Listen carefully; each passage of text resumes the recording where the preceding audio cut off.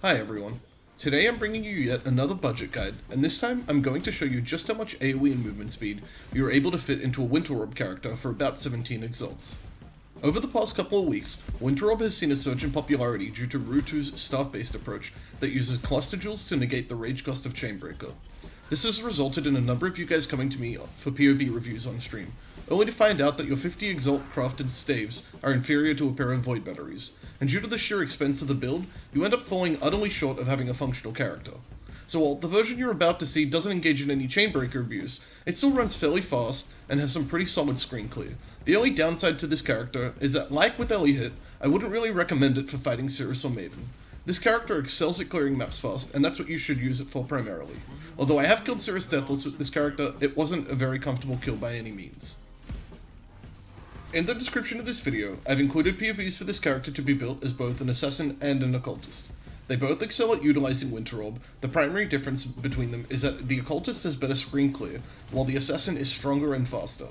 I've also included a spreadsheet document that contains all the trade site links you will need to build this character, including filtering for jewels and cluster jewels. Now with all that said, let's take a look at how the character is built.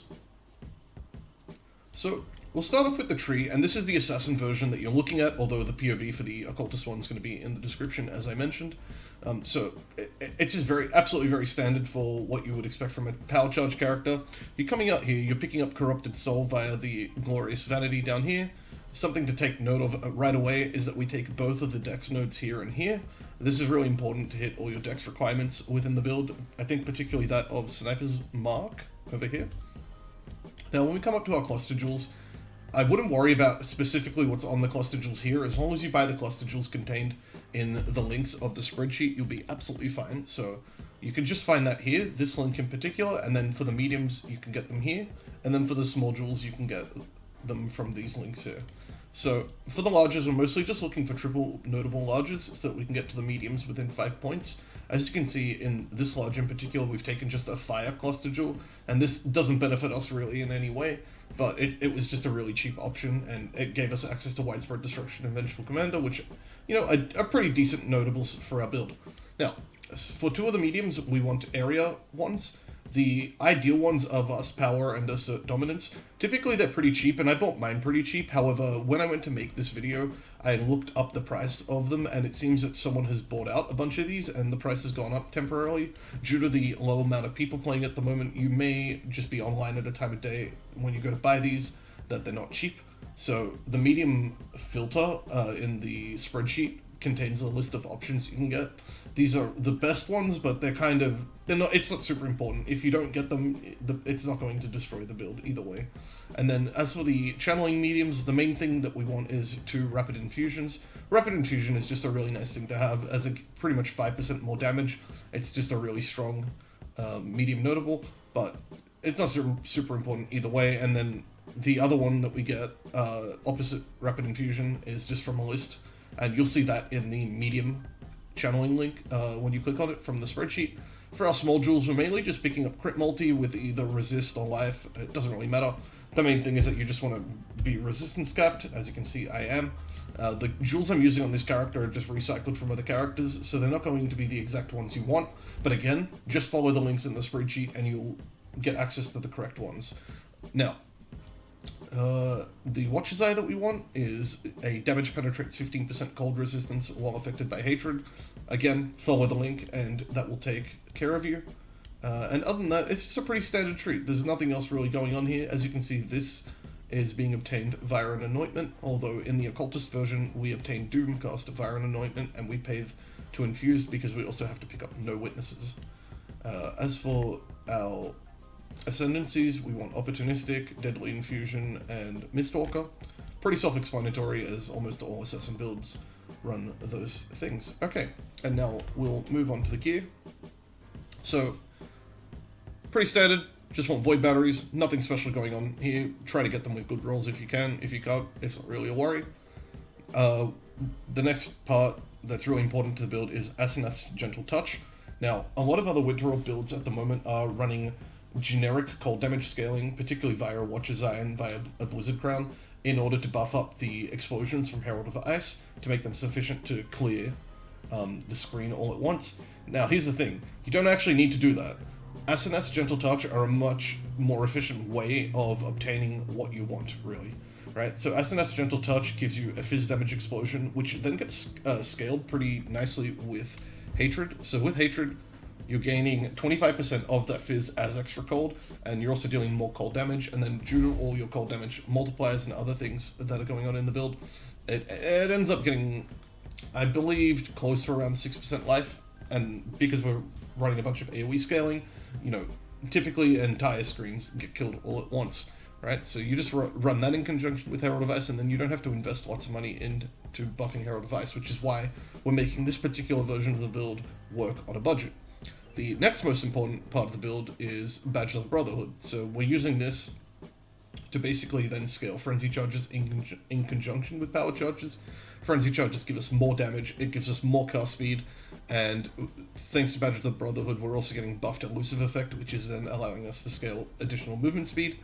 Now, moving on from that, Replica and Use Epiphany. These basically give us a lot of movement speed. So we're getting about 50% movement speed at a baseline level. If you're running the 12 power charge version with an enchant, as I'm running on these boots, then you're getting 70% movement speed, which is kind of insane. You're also getting 50% increased damage. You're getting, I believe, 5% of your life regenerated per second. It's just a very powerful set of boots, and it's too important not to fit into the build. Moving on from that, we want a +1 power charge helm. You don't really need any Winter Orb enchant on this. You don't really need any other stats. This can, if you wanted to go higher investment into the build, you would pick up an Awaken a Slimed one that either had nearby enemies have -9 cold resistance or cold damage to spells. But that's neither here nor there. Neither of those things are particularly important to what we're accomplishing in this build. Now, as for the rings and the belt, you're only really using these slots for resistances. So, and one thing to note in the build I've put together, I don't actually need my ring except for the dex that's on it. And the reason for that is because I built my character to be able to slot in a +1 power charge ring, right, as you can see here. Although in all the video clips that you saw prior and that I'm going to include at the end of this video, it's all done with this character. Pretty much this character with a... I had made the build without doing the body armor yet, so the body armor was just a Frenzy Charge body armor, and at that point it had life as ES crafted onto it. I still have to have a friend put that craft onto here, but I'm going to show you how to craft the body armor. We're going to do that like next. I'll just go through the rest of the build for now. It's really important that you get a Abyssal Jewel that has fire damage to spells in it. That allows you to ignite via your crits, which will buff your Cinder Swallow urn. For flasks, you pretty much want this exact flask setup. So you want a Quicksilver flask. You don't have to have of Adrenaline. In fact, I'd recommend having of Heat as a suffix, which will give you freeze and chill immunity, but it's not super important either way. You want Dying Sun, you want a Cinder Swallow urn, you want Atziri's Promise, and then you want a Seething Life Flask of Staunching to both remove bleeding and corrupted blood, but also to give you back life instantly when you take damage. Now, as for what's going on with this body armor, we're basically just Awaken a Slamming 10% chance to gain a Frenzy Charge on hit with tier 1 spell crit, as you can see here when I expand it. The Frenzy Charge on hit is pretty much the only way we can obtain Frenzy Charges, especially against bosses, and the spell crit is just a really nice thing to have in this build. It gets us very close to crit cap. And then pretty much the last part of this is that you want to craft Life as ES to complement your Corrupted Soul, which allows you to scale Energy Shield via your maximum life, although, as I mentioned, we haven't done that yet. So we're now going to go into how to craft that, and then I'm going to afterwards show you the rest of the video. So to start with, we're going to buy the item from this link and this link. Those are the two bases that we're going to be using to make our Awaken the Slimed body armor, and I've prepared one of each of these bases already, and just to give you an explanation, so base number 1 is just a 6-linked Energy Shield base. In this case, it's an Energy Shield Evasion hybrid base, but it doesn't really matter. And we didn't pick a Val Regalia specifically because not being picky and just picking something with a minimum of 100 Energy Shield allows you to buy a 6-link really cheap, and it has to be at least, I believe, item level 84. The filter does it correctly, so you don't have to worry about that. And we want it uninfluenced. Whereas the second base, we want to have Frenzy Charge on hit and no other influenced mods. My base already filters out all the other influenced mods, so you don't really have to worry about that.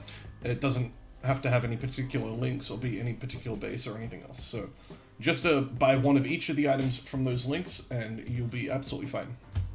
So once we've got both our bases, we're going to get the first base. We're going to apply a Hunter Orb to it. Right? Now, if you hit tier 1 spell crit, which is what we're after, you're done. You can just move on to the next part straight away. From here, however, what we want to do is now start doing caster rerolls with Harvest. So I ran 3 Harvests to save up a bunch of caster rerolls, which we're going to now use. And our goal here simply is to hit tier 1 spell crit. Every time we do a caster reroll, we have a 1 in 3 chance of hitting tier 1 spell crit, as the other 2 options are +1 curse or tier 2 spell crit. And we then have a small chance to get a second caster mod, which we don't really want, so we'll just we'll see how many times it takes. Oh, there we go.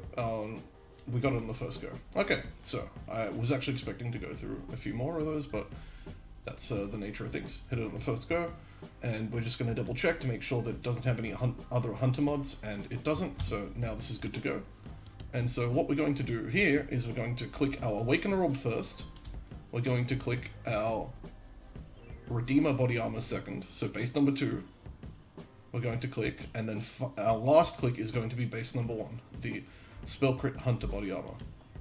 And that gives us what we have here. So we now have a Frenzy Charge on hit, tier 1 Spell Crit, and Fire Resistance as our slam, with some Energy Shield and Evasion. And we also have an Open Prefix, and what we want to do with the Open Prefix is craft life gained as life as extra maximum energy shield, as you can see with this body armor that I was testing previously.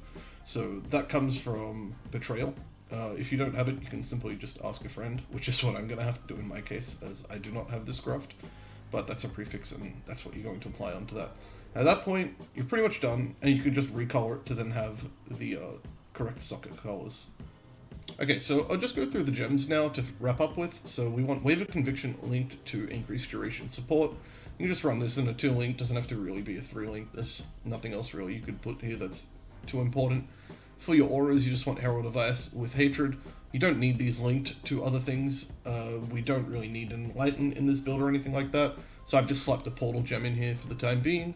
Now, you want a 3 link in your build somewhere that basically runs Sniper's Mark with Divergent Smoke Mine with Enhance, at least level 3. I happen to have level 4 here, but and level 4 is not really that expensive either, so don't be afraid to just go for the level 4. Now, the reason we're doing that is because Divergent Smoke Mine, aside from giving you like a really nice movement speed burst, the Divergent version of Smoke Mine also gives you attack and cast speed, and then with Enhance, you can buff it all the way to 22% cast speed, which is kind of huge. And in the case of Sniper's Mark, we're getting 40% increased damage from projectile hits, but with an Enhance, we can get it up to 46%.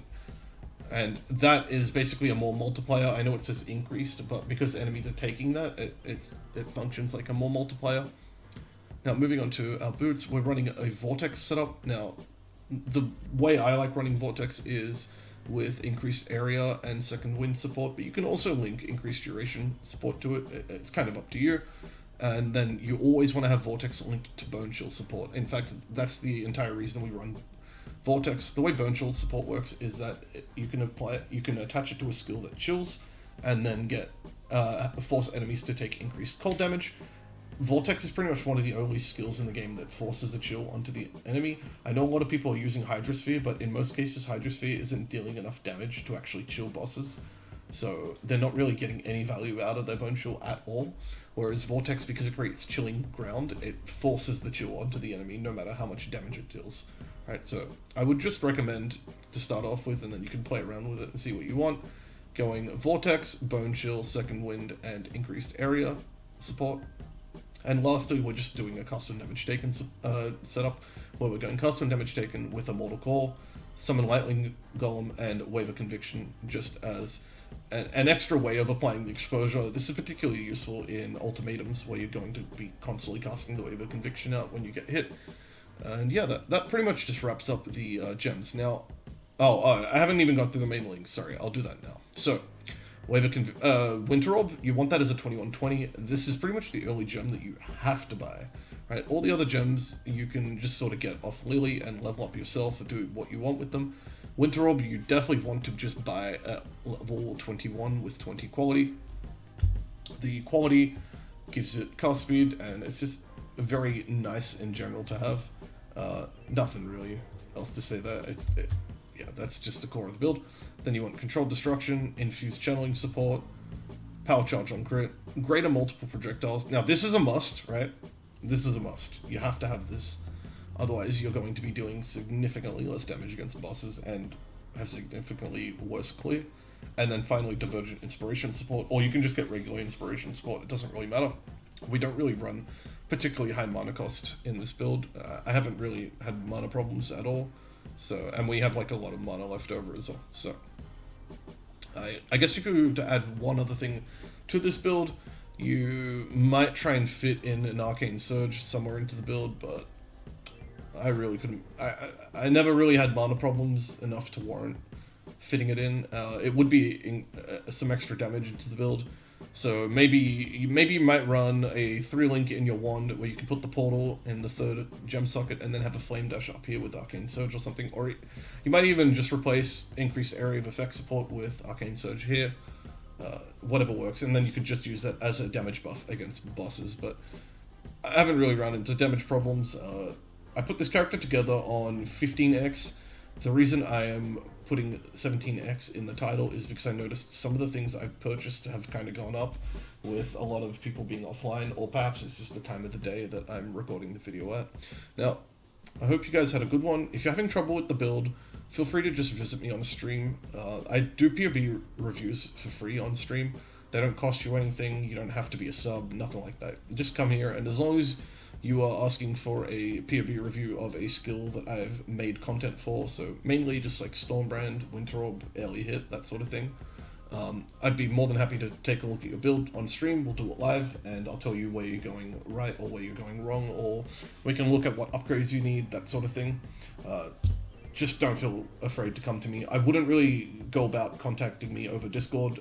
My Discord messages are always full, and I really struggle to get through them. And a lot of the time I do POB reviews for people over Discord. It's a couple of days late, and by that point they have fixed the problem themselves or moved on to a new build. So I really wouldn't I'd really just recommend coming to my stream and asking for the help. And if worst case scenario, you can just leave the stream when we're done helping you. But yeah, I'm just going to let the rest of the gameplay footage play so that you can sort of see that this build has no real trouble doing League mechanics such as Ultimatum and Legion and whatnot. And yeah, I hope to see you guys in the next one.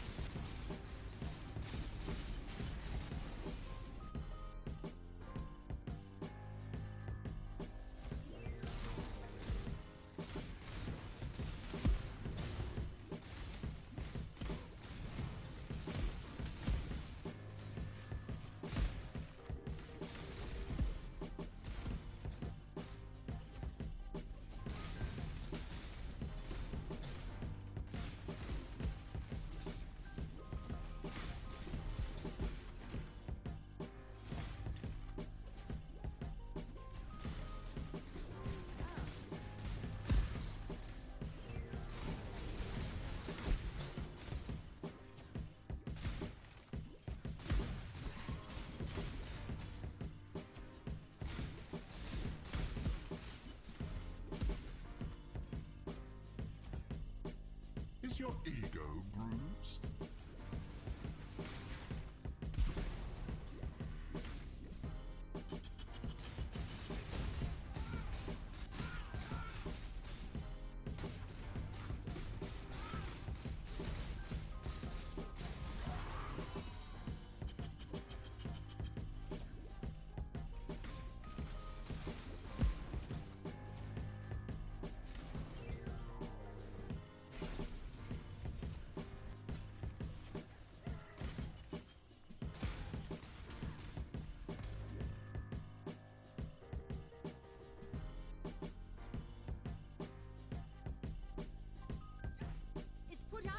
Exalium!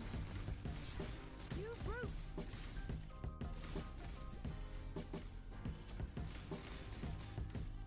It's branching exile!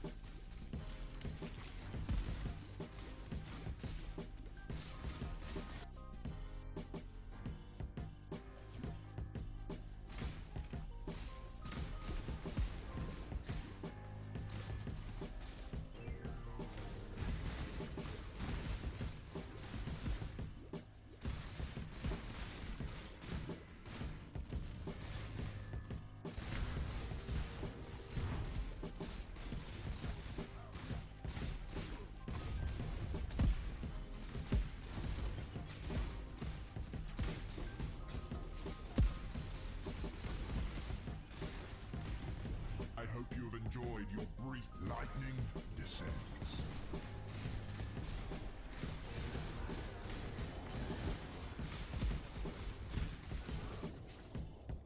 You will fall to ruin.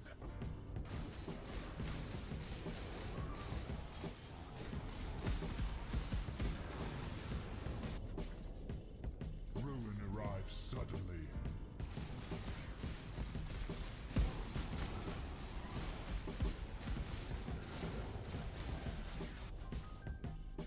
Ruin surrounds you.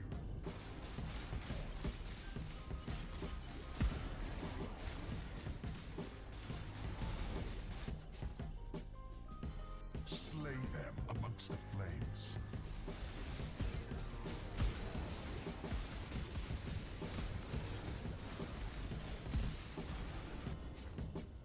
The wind conspires with the flames.